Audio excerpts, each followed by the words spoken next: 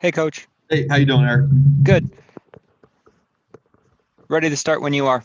Okay, good. We just got done. We just wrapped up our Friday practice. So nothing really, no news from my end. So I guess with that, we'll go right to questions. Go ahead, Eric. Media, please raise your hands if you have a question. Jason, go ahead. Matt, when you took the job and you were trying to establish a lot of things you wanted to establish, not even just on-field stuff, how much of an asset was Akiem Hicks to you? Yeah, I think that having Akiem, I didn't know him personally when I got here, and then Right. you get to meet a guy like that when he's here, and he's in a good way. He's a big personality, and he's a very opinionated, which I like, and he's a leader, and he's somebody that when I need to get some advice or ask a question in regards to the pulse of the team or where we're at, he helps out. And then it's the same thing in regards to, throughout the season, in season, off season. So it's nice to have a lot of guys like that on your team. They're leaders, and, he's a vet, so he has that experience to be able to help me out with that. Kevin Fishbane. Hey, Matt, wondering about the dynamic between you and Coach Laser. Obviously, different personality, but the head coach, offensive coordinator relationship, is it different just because of you being in the league a little bit longer and learning how that role should work, and also just because Bill's a different guy? I mean, just what that dynamic's been like through 6 games. What do you mean by he's a different guy? Well, I mean, it's different than the offensive coordinator you used to have. Oh, okay. I got you. Yeah. I thought you were throwing a jab at him for a second. No, he's done a really, really good job at being able to lend me a hand in regards to another set of eyes of his experience in this league. He's been doing this for a long time in this league. He has a lot of great experience. He does a really good job in the room in regards to he's a really, really great teacher, And so there's a lot of times that I'll go to him and ask for what he sees or his opinion. And I think the good thing with Bill is, he's been in this role as an offensive coordinator where he's called plays as well. And he's been in a system for a while too, where he's done things the same and different. So it's nice to be able to get different ideas and opinions on things. And for us, I feel like early on, it really has been really good. And we're just continuing to kind of grow through this process as we go. Pat Finley. Hey, Matt, when you see some of the streaks that Nick will go on, completing 8 or 9 in a row, do you adjust your play calling to try to take advantage of that? And is being streaky a good thing or a bad thing? Well, I think it's all based off of, that streaky can happen to so many different teams and offenses and players in so many different ways. And when you take it into our situation, when you can get into a rhythm, I think the rhythm is more important of a word than streaky. Okay. To streaky to me might sound to a point of it's really good and then really bad. We don't want that. We know that it's important to have a good rhythm. That's what we're trying to get after. Now, the streakiness of, are we running the ball well for 8 out of 10 plays, or are we throwing the ball well for 8 out of 10 plays? That's what if he's quote unquote in the zone throwing it and he's streaky, we're going to continue to do that as long as he's feeling it, but to stay balanced as well. But Nick and I are both kind of learning through this process as to when he gets hot and how he's feeling on certain plays and when we roll with those. Cheryl Ray. Matt, I don't want to have you have to knock on wood or anything like that, but what does it say about your staff and the players under these unbelievable circumstances that you remain pretty much healthy at this point? Yeah, knock on wood is right.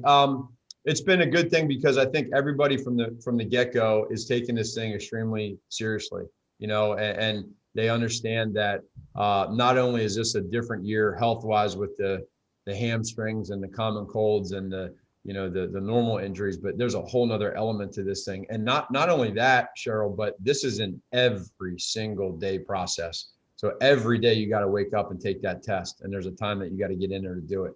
Every day you got to wear your mask. Every day you got to make sure you're following protocol. And so all of that becomes kind of the norm. And they've done a great job with that. Coaches, players, everybody in the building. And the rest of that too, I think, is a credit to our strength staff and our training staff with Andre, Jen, and Jason, making sure they're taking, it's the prevention side of it too. What's to say Jason? about the fact is because these numbers are going up with COVID and we're seeing it, especially in Illinois right now, that you guys are still being able to maintain the proper protocol? Yeah, again, I'll say this too, Cheryl, is on the front end, whatever the protocol was when we first got started, if it was 6 feet that you had to keep distance, we were close to 20 feet. So now that they're saying, hey, let's do this or let's do that, we've already been doing that, which I think has helped us out. Our coaches and players and everybody in the building has stayed consistent with the rule of, hey, always have your mask on. And even if we're being annoying with it, just be annoying and wear your mask. Jason? Matt, did Hicks seem okay when he showed up today? Is he lost 20 pounds or anything like that? Are you going to take any precautions with him traveling with the rest of you guys?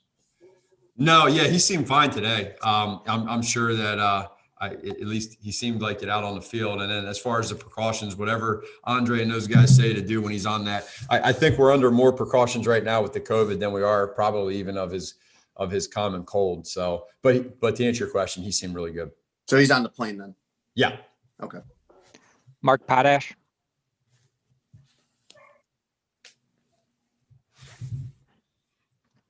Hey, Mark, we can't hear you there, Mark. Yeah. I'll come back to you. Pat, go ahead. At the risk of asking a vague question, what is the next step for Foles on Monday? Is there one or two things specifically that you want to see improve? Let me think here, Pat. I would say for Nick, it's probably it's me as a play caller, him as a quarterback, us as an offense, being able to get off to a fast start and keep that fast start type deal, and then just across the board. I mean, there's so many different elements to the offense of whether it's the run game, whether it's protection, whether it's the details of what we're doing with the routes, and then whether it's play calling, all of that, putting that together, and then scoring points. I know if it's been a while, and we're having this 40-point outburst or 30-point, high 30s type deal. But again, in the end, I'm just going to always get back to the credit to our players is we're finding a way to win. At certain times, they're making plays. So I think there's just looking for a little bit more probably consistency. If you get that fast start offensively, what does that do for your defense? It helps them a lot. It helps them because number one, if you're getting a fast start, you're usually moving the chains and you're keeping the defense on the field a little bit, or our defense off the field for a rest. But then if you get the lead, you score points. Now the team becomes a little bit more one-dimensional, and now they can pin their ears back, and that's where you become more opportunistic. And so that's where we want to live in that world a little bit more. We got to that point last week in Carolina, getting up 14. But we haven't been up more than that to where you can really make a team one-dimensional. Just a couple more for Coach. JJ? Hey, Matt, this is going to sound like an extremely Saturday question, but did you happen to see what Mike Vrabel did at the end of the Titans-Texans game last week with his clock manipulation?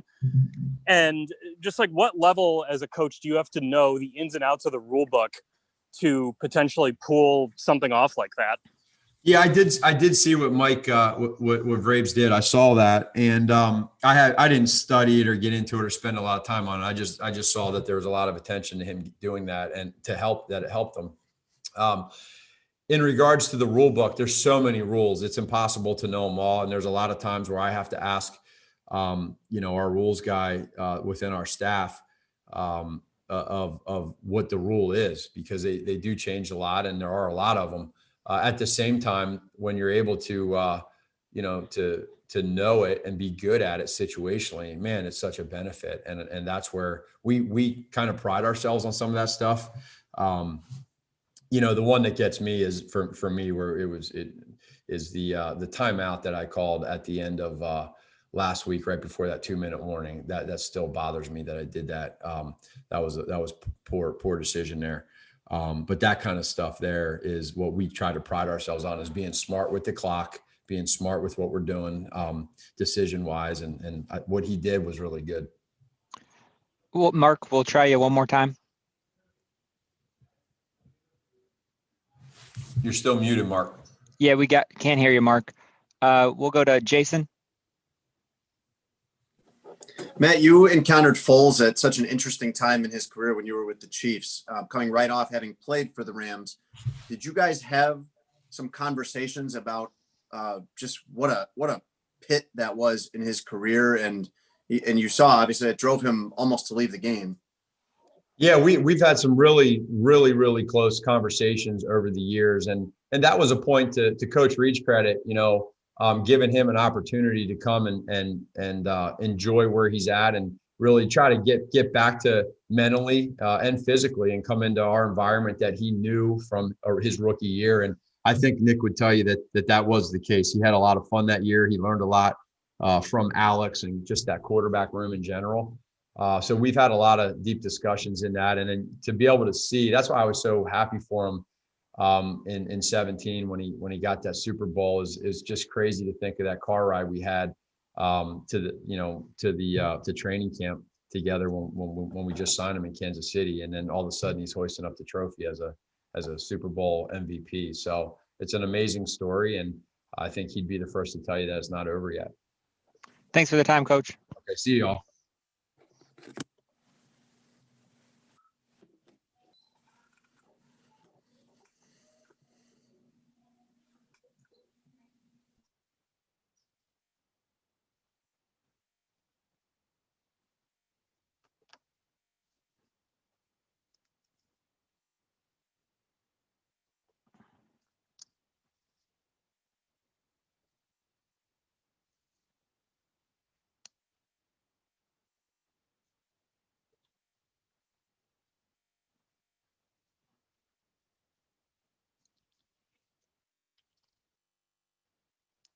The first player we should have up today is Cordero Patterson.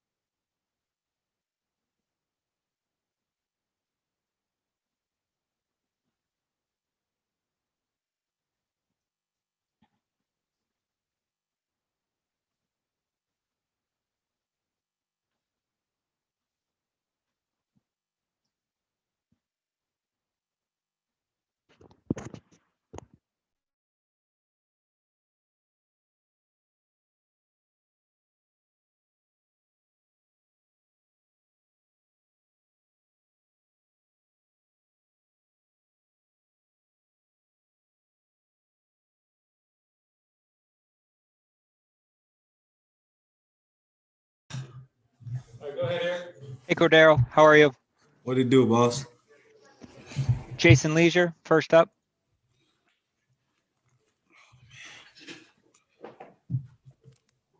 Cordero, you guys got off to a great start last season, and then this is around the time when you started to slide. Do you have a sense that you guys are better prepared to fight against something like that this year? What happened last season was last season. That's a new season, so we just focus on what's ahead of us, and that's the LA Rams. So we just focus on this game here. So we ain't worried about nothing else, and just trying to focus on this game. JJ. Hey, Cordero. I imagine you. My bad, JJ. Cordero, you got me? Yeah. I imagine you got some pretty good recruiting stories from your time at Tennessee. Anything you want to draw upon to keep up your recruiting efforts with free agents out there? I don't know, man. I don't do no recruiting, man. They ain't even in my DNA, man. I'm just trying to stick to playing football. That's all I know how to do. So it's just a coincidence that you're watching Quentin Spain highlights this week? I don't know what you're talking about, JJ, man. I think you reading the wrong tweets or something, man. Pat Finley.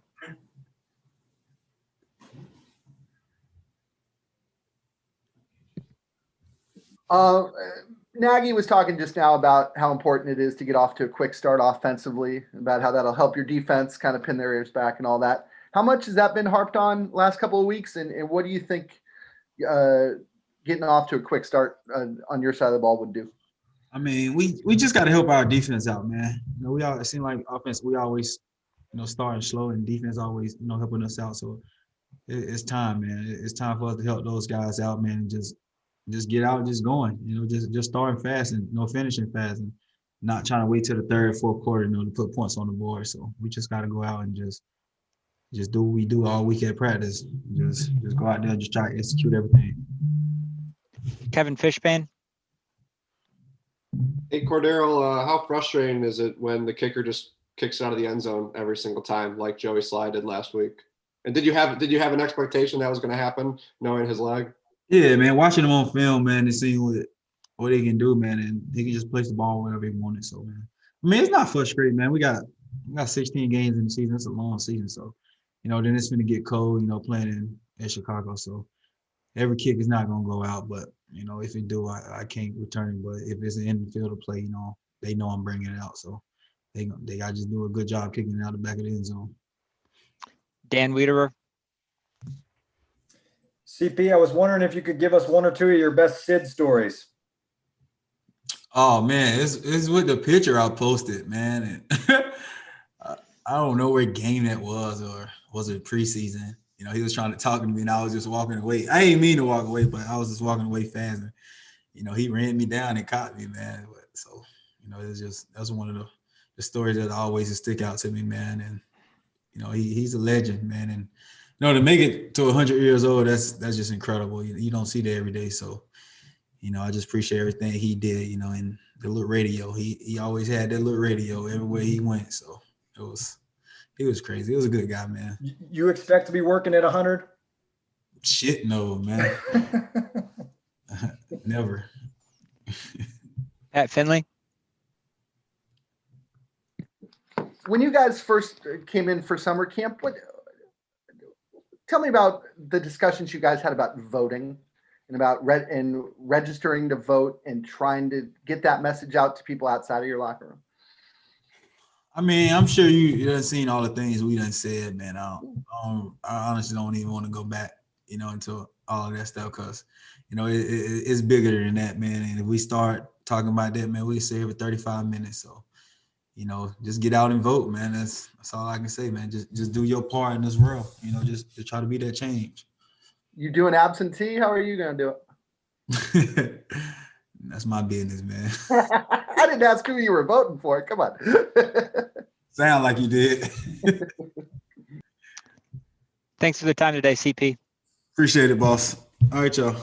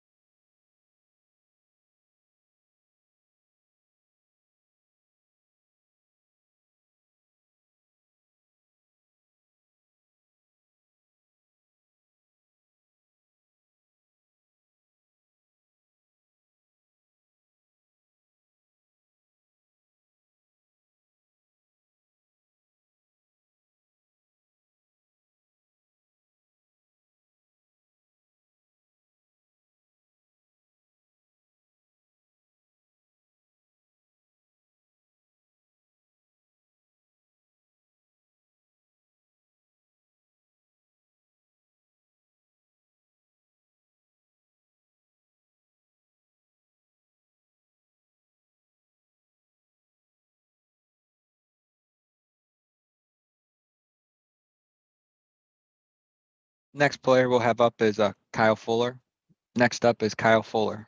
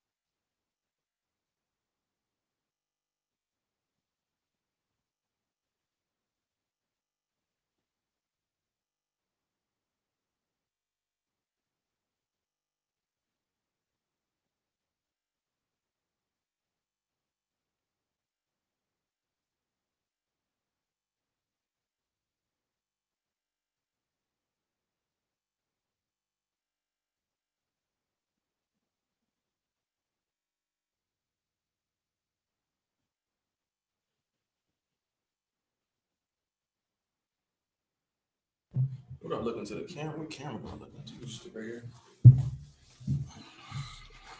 Hey, Kyle. What's up? Media, we got Kyle Fuller with us, and we can get underway. Dan Wiederer. Hey Kyle, how's it going?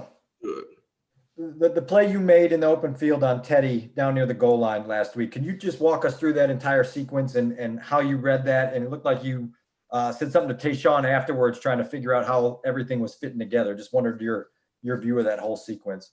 Yeah, it was just a lot of moving parts, and I ended up just being the free guy. It could have worked out any other way, so he ended up taking the tight end to the flat, and I was the guy in the middle. What's the biggest key in that situation for you and just squaring up and making sure you get through Teddy's lower half? Just good vision. Pat Finley. Kyle, what do you think of the hit that got you the flag? Did you think it was a penalty? No. No. When you go back and watch film of a couple of those hits this year, do you need to make sure that it doesn't stop you from trying to be as aggressive as you want to be out there? Sure. JJ.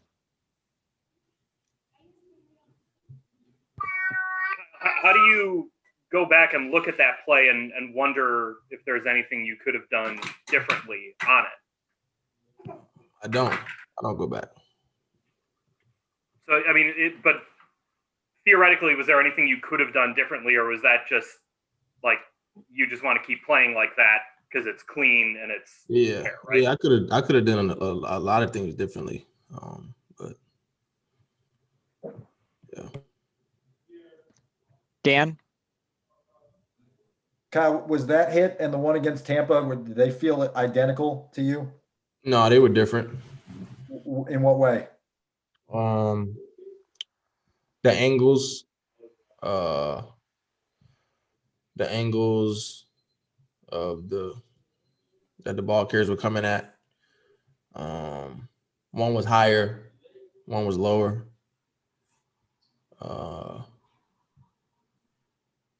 That was really it. Maybe the side of the second one, the guy's head was more in front of me than behind me.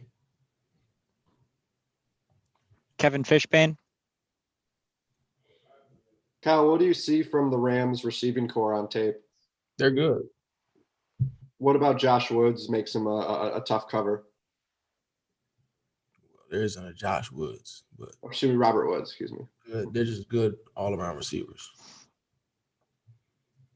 Larry Mayer.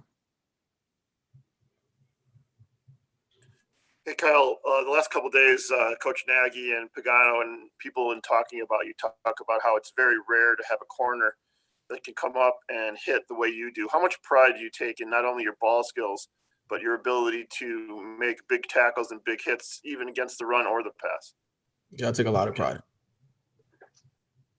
Has that been something that's always been part of your game, or is that something that's gotten more attention the last few years? I feel like I've always had it, since I played football. Colleen Kane. Hey, Kyle, what's impressed you about the way Jalen Johnson's played over the first 6 games? What's impressed me? Just, I guess his willingness to just learn from each experience out there and continue to get better. Couple more for Kyle. Pat. Kyle, when you play with that sort of physicality, what does that do for the momentum of the defense? It seems like your teammates really enjoy the hell out of it. I don't know. You had to ask them. Do you feel any sort of momentum with change when you have a big hit? For myself or just for the team? I mean, there's a momentum, but I don't know. I just, treat it like another play. Last one, Dan. Kyle, you guys have done some pretty special things in the red zone through 6 games. Why is that? And what do you think are the hallmarks of a really strong red zone defense? Just everybody be on the same page and everybody doing their job. Thanks for the time, Kyle. Yep.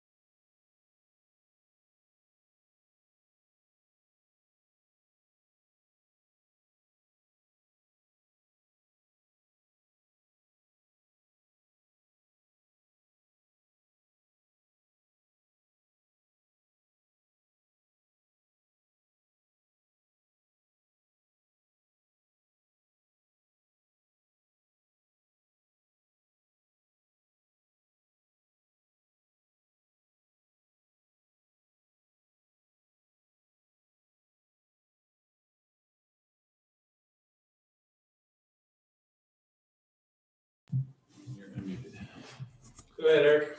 Hey, DeAndre, how are you? I'm good. How you doing? Good. All right, media, we got a DHC with us and we can get underway. Pat, go ahead.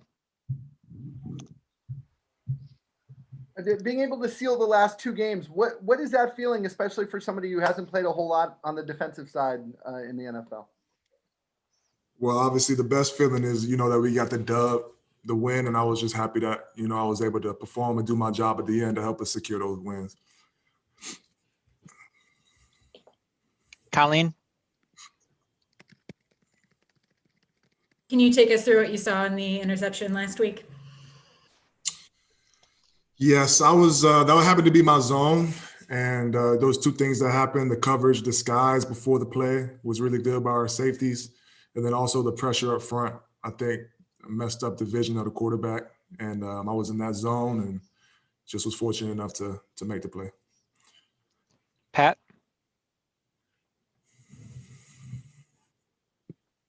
What sort of statement do you think you guys can make on national TV against a team like the Rams? It seems to be a step up in weight class from a couple of the teams you played earlier this year.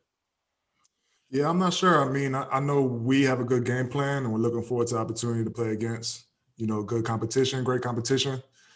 And so we just got to go out there and execute, do what we can do, and compete. And hopefully the rest will take care of itself. Pat, go ahead. I'll give you one more. When you guys first reported to summer camp, what was the value or what were the conversations about voting and making sure you guys were all registered? And has that given you an extra added interest in, the election process, all that sort of stuff? Yeah, we definitely did a good job as a team talking about it. I know there's the defensive backs. That's something that we've been talking about a lot just with everything going on, the importance of voting. And so I think this year in particular, maybe more so than other years, it's just given me excitement and made me want to look more into all that stuff. Mark?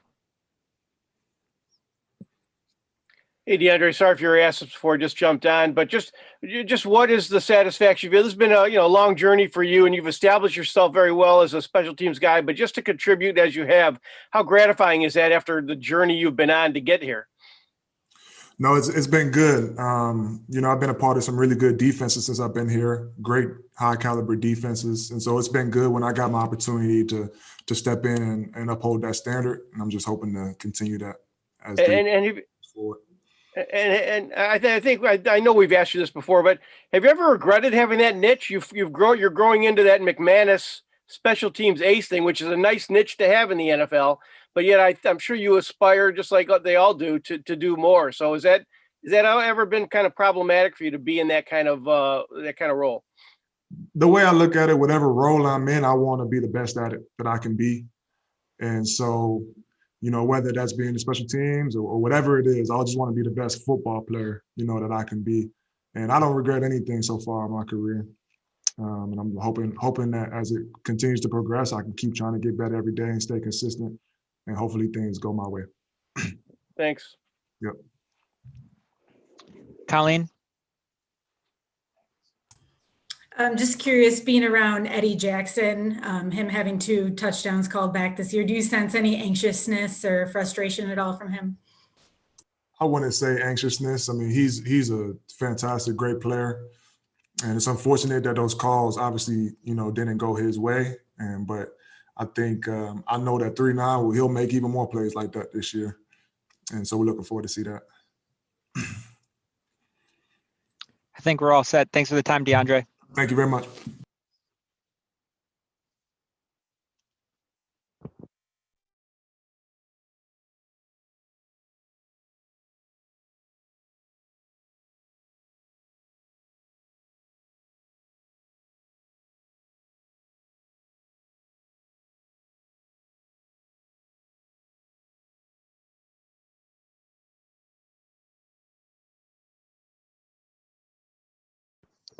That's going to do it for today, media. Thanks for joining us.